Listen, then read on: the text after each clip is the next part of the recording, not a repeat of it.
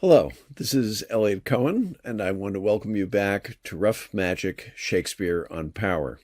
This begins the third section of this course, in which we'll be looking at the exercise of power as opposed to the acquisition of power, which was the subject of the previous section. Let me begin by saying something about what power requires. There are different kinds of power. There's, of course, the power to command, to give authoritative guidance. There's a certain kind of administrative, or if you prefer, managerial power, which is the ability to coordinate.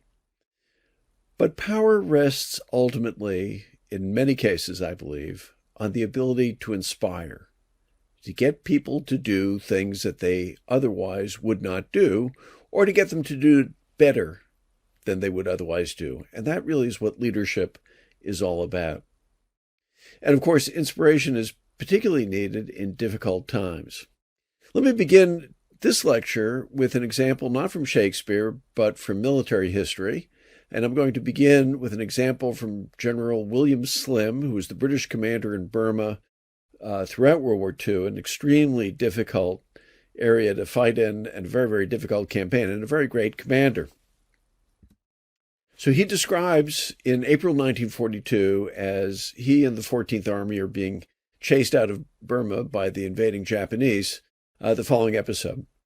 I stepped out of the van feeling about as depressed as a man could. There, standing in a little half circle waiting for me, were a couple of my own staff, an officer or two from the tank brigade, Sun, and the Chinese liaison officers. They stood there silent and looked at me. All commanders know that look. They see it in the eyes of their staffs and their men when things are really bad, when even the most confident staff officer and the toughest soldier want holding up.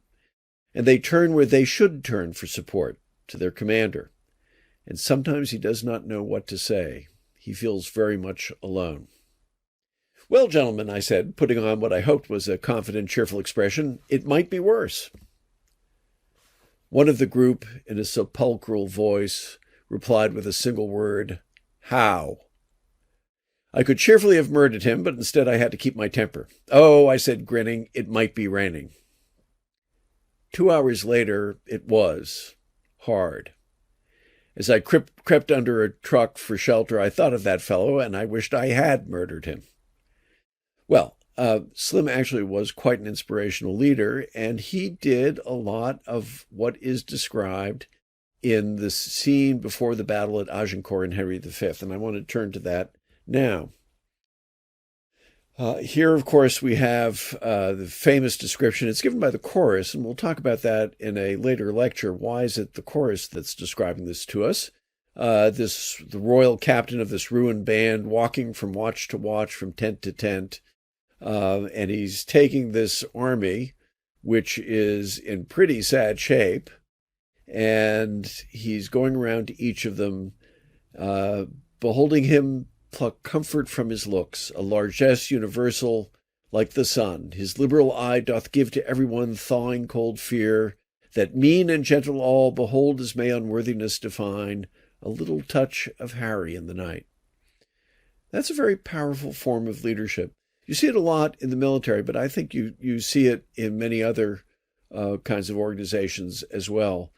The kind of inspiration that is provided by a leader who simply shows up in a difficult time, looks cheerful, looks confident, even when on the inside he may not feel that way, or she may not feel that way, and carries people along with him. Well, of course, the great moment of inspiration in Henry V is the St. Crispin's Day speech. So let's turn to that now. And I want to walk through a number of pieces of it, because it is a truly brilliant, inspirational speech. If you think about it, it is the speech that makes Henry V who he is. He wins this incredible victory at Agincourt. They're terribly outnumbered. His troops were demoralized the evening before. And he begins with a conversation with Westmoreland, who says, "Boy, I wish there were other people. We had more troops here." And in quite a brilliant way, what Henry does is he takes the disadvantages that they're under and he turns them around. If we are marked to die, we are enough to do our country loss, and if to live, the fewer men, the greater share of honor. God's will, I pray thee, wish not one man more.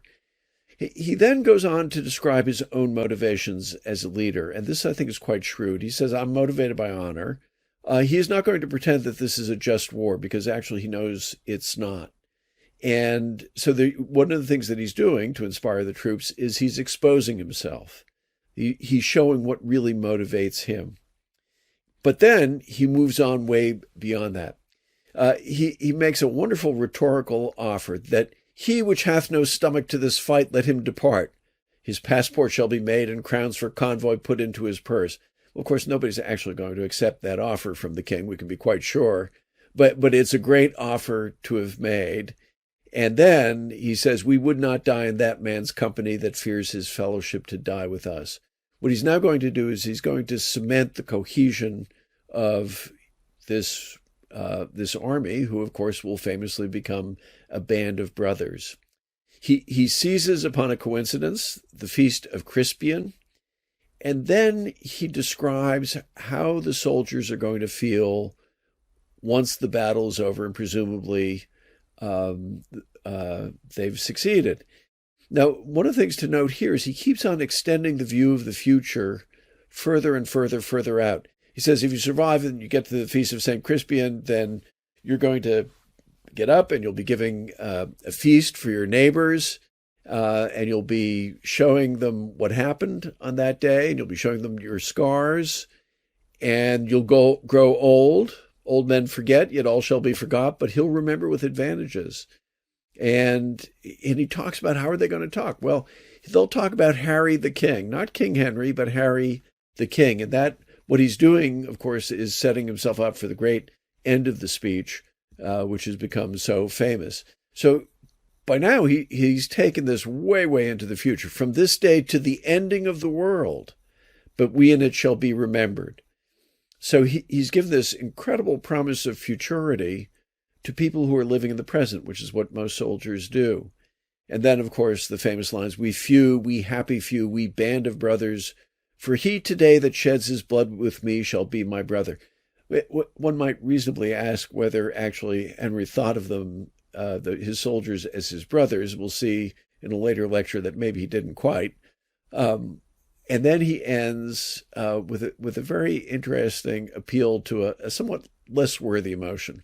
Gentlemen in England now abed shall think themselves accursed they were not here, and hold their manhoods cheap, while any speaks that fought with us upon St. Crispin's day. Henry isn't going to rely just upon a soldier's sense of duty, the sense of reputation they'll give, but on the fact that they'll be so much better than everybody else. All those gentlemen in England are going to go around holding their manhoods cheap, which presumably no man would want to do.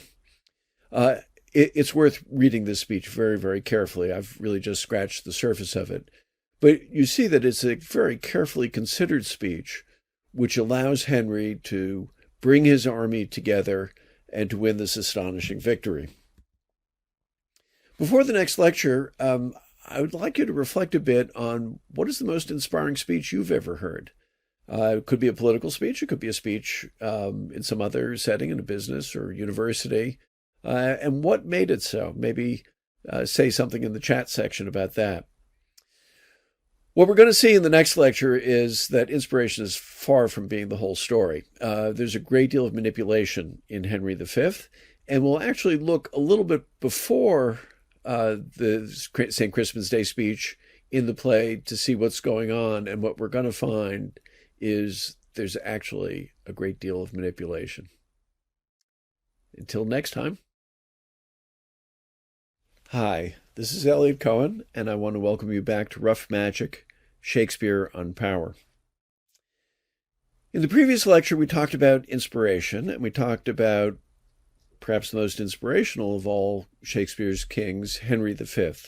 And we spent some time with his great speech, the St. Crispin's Day speech. In this lecture, what I would like to do is to explore a somewhat different theme. It's the theme of manipulation, because leaders don't always lead by inspiration. They sometimes lead by doing things in a somewhat underhanded way. And what I would like to do is to begin with an episode that we discussed in the previous lecture, namely that scene of Henry V going around from campfire to campfire, a little touch of Harry in the Night, being cheerful, doing something that actually many military leaders have done throughout history, just inspiring by simply showing up and seeming certain of the outcome.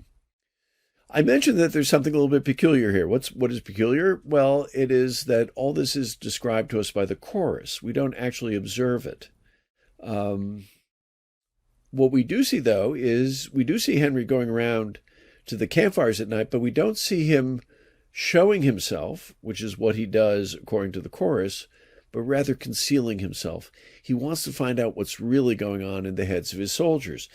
And he gets a bit of a shock when he encounters a soldier who says, look, the king's cause is not a good cause, which Henry knows. And then he says, but if the cause be not good, the king himself hath a heavy reckoning to make, when all those legs and arms and heads chopped off in a battle shall join together at the latter day, and cry all, we died at such a place, some swearing, some crying for a surgeon, some upon their wives left poor behind them, some upon the debts they owe, some upon their children rawly left.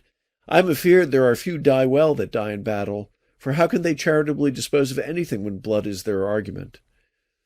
That's a very disturbing argument. By the way, I think it is something that many soldiers often think. You know, what exactly am I fighting for? And are the people in charge really exposing themselves to the same hazards? The same soldier says, if the king's captured, he'll be ransomed. I'll be dead. Well, Henry, maintaining his disguise, responds, and he says, the king is not bound to answer the particular endings of his soldiers. Besides, there's no king, be his cause never so spotless, if it come to the arbitrament of swords, can try it out with all unspotted soldiers. Some peradventure have on them guilt of premeditated and contrived murder, some of beguiling virgins with the broken seals of perjury, some making the wars their bulwark that have before gored the gentle bosom of peace with pillage and robbery. Every subject's duty is the king's, but every subject's soul is his own. This is very different, isn't it, from the king who's going around and giving a touch of Harry in the Night or delivering the St. Crispin's Day speech. Instead of a band of brothers, soldiers who are all going to be his equals, who are noble because they're shedding their blood with they're murderers, they're rapists, they're robbers, and they deserve what they get. That's not particularly inspirational. And he refuses to take responsibility. Subject's duty is the king's, but every subject's soul is his own. If he ends up getting killed, that's his problem, not the king's problem. To make it even worse, after the soldiers leave, here's what Henry really thinks. He's reflecting on the way in which they say, well, this is all on the king. It's, we're nothing we can do about it. Let us our lives, our souls, our debts, our careful wives, our children, our sins lay on the king. We must bear all. O hard condition, twin-born with greatness, subject to the breath of every fool whose sense no more can feel but his own wringing. What infinite heart's ease must kings neglect that private men enjoy? What have kings that privates have not too, save ceremony, save general ceremony? First, an enormous amount of self-pity here. He's really feeling sorry for himself. He's the one who made these choices, after all. And remember, in the run-up to the St. Crispin's Day speech, he's talking about how covetous he is of honor.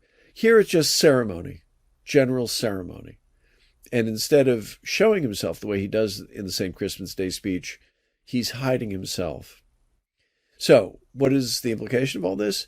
That behind the inspiration of the St. Crispin's Day speech, behind the inspiration of a touch of Harry in the Night, is really something much more calculating, perhaps more false.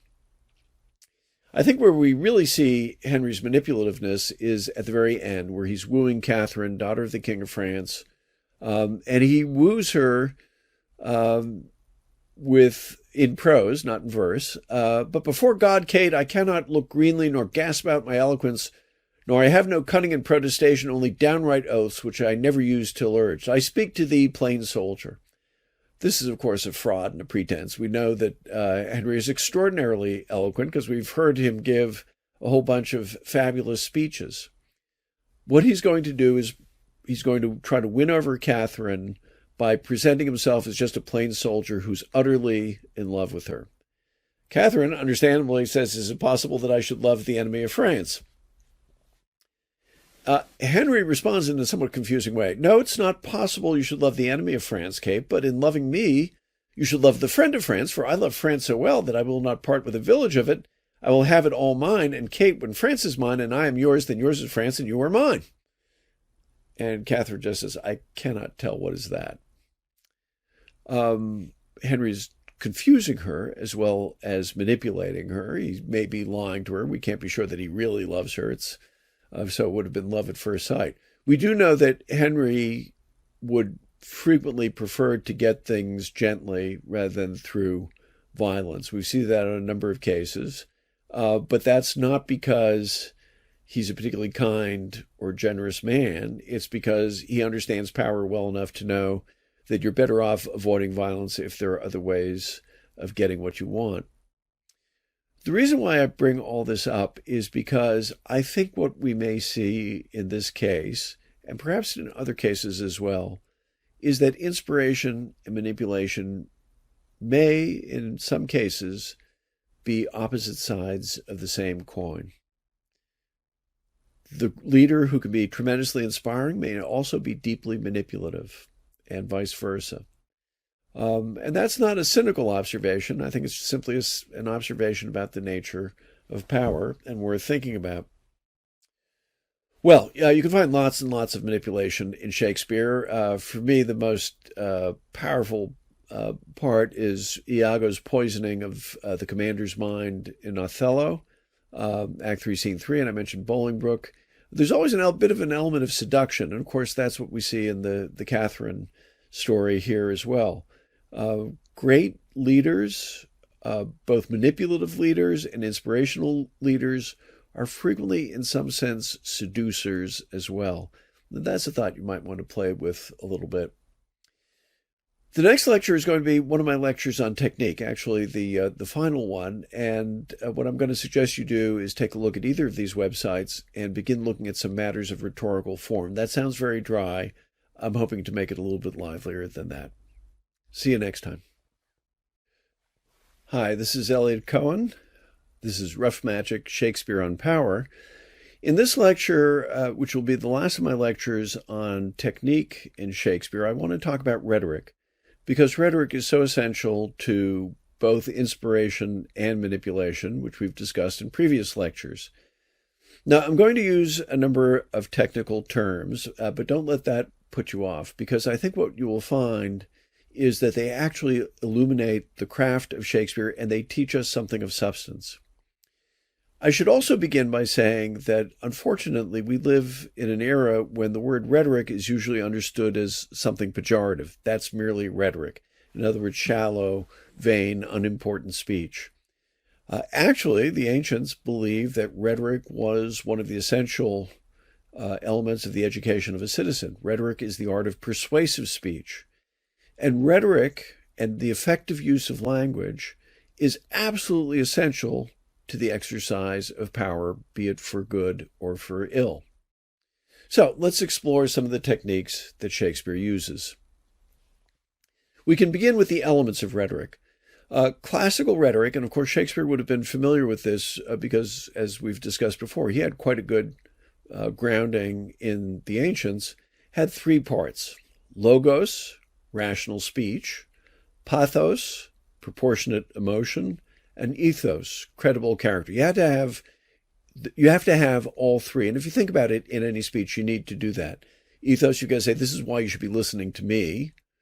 If it's something emotional, pathos, you should be showing some sort of appropriate and proportionate emotion, even if it's simply enthusiasm for your topic, say if you're a teacher. And logos, rational speech, logic. Think about one of the speeches that we looked at, or two of the speeches, really. That's Brutus and Mark Antony's speech over Julius Caesar's corpse. Well, Brutus certainly had ethos. He had credible character, but he completely failed to make use of it. He didn't talk to the crowd about his family, about who he was. There was none of that. He just sort of asserted all that and let it hang. He had rational arguments for killing Julius Caesar, as we know, but he didn't. He made them in a sort of an abstract and unsubstantiated way. And remember, his theory was the theory of the serpent's egg, that, well, this could be a problem in the future. So Logos was pretty weak. He completely failed at pathos. His speech was pompous. There was no emotion to it at all, except a certain kind of vanity, which didn't play particularly well. Mark Antony, on the other hand, was terrific. He showed pathos. He showed proportionate emotion. And in fact, he plays with emotion throughout that speech, making it clear the depth of his love for Julius Caesar. He established ethos, credible character, by doing that, by saying, I'm Caesar's friend. I was Caesar's friend. He's not doing it in presenting himself in a vengeful way initially, although, of course, quite subtly is manipulating the crowd. And he uses logos. He refutes Brutus's claims about Caesar's ambition. Ambition should be made of sterner stuff. He refutes those arguments, and of course, Brutus has left the field, so he has no way of responding. If you look at the persuasive speeches in Shakespeare, but also at the unpersuasive speeches, and you think of those three terms, logos, pathos, and ethos, and you'll be able to see that the successful speeches have those three elements well presented, and the unsuccessful ones do not. So let's get down to some of the literary devices. Anaphora and a syndeton. Anaphora is when you begin a sentence or a series of sentences with the same word, and there's a kind of power in repetition. This blessed plot, this earth, this realm, this England. John of Gaunt's extraordinary speech. And there is something that is tremendously powerful in the anaphora that he uses, which is simply the repetition of that very simple word, this. I've put one of my favorite speeches, Winston Churchill's famous speech of June 4th. It's of 1940. It is a classic use of anaphora. We shall fight on the beaches. We shall fight on the landing grounds. We shall fight in the fields and in the streets. We shall fight in the hills. We shall never surrender. We shall. And most of it, we shall fight. You can't listen to that speech, and there are some good recordings of it, without knowing, he's talking about fighting. I used the word syndeton. That's and you see that actually in the Churchill speech, and that is the omission of conjunctions. A good example of that is Mark Antony. O mighty Caesar, dost thou lie so low? Are all thy conquests, glories, triumphs, spoils shrunk to this little measure? Well, in theory, it should be, are all thy conquests, glories, triumphs, and spoils shrunk to this little measure? By omitting the conjunction, you're amping up the power of the speech, and that's what Churchill does here as well. One of the most powerful techniques that Shakespeare used is something called chiasmus. And that's basically the form A, B, B, A. I have wasted time, and now doth time waste me. Or the witches in Macbeth. Fair is foul, and foul is fair. Or John F. Kennedy in his inaugural. Ask not what your country can do for you. Ask what you can do for your country. What's so powerful about chiasmus? Well, it embraces a thought, frequently a very complex and subtle thought, in a single sentence. And that's really astonishing if you think about it. Just take fair is foul and foul is fair. That's the theme of Macbeth. The people who look good aren't good. Sometimes, though, some of the ones who pretend to be pretty bad may not be so. There's a kind of a confusion that's going on. So chiasmus is very powerful, and it's something that makes you think, and where you go away and you reflect on what it is that you've just heard. Antithesis, very common form of speech. Here's one of my favorite examples from Coriolanus. Coriolanus, and this is going to set the tone for the whole play, clearly despises the plebs. What would you have, you curs, that like not peace nor war? The one affrights you, the other makes you proud. He that trusts you, where he should find you lions, finds you hares, where foxes, geese. You are no surer, no, than is the coal of fire upon the ice or hailstone in the sun. So it's just a whole set of oppositions. Lions, hares, foxes, geese, coal, ice, hailstone, sun.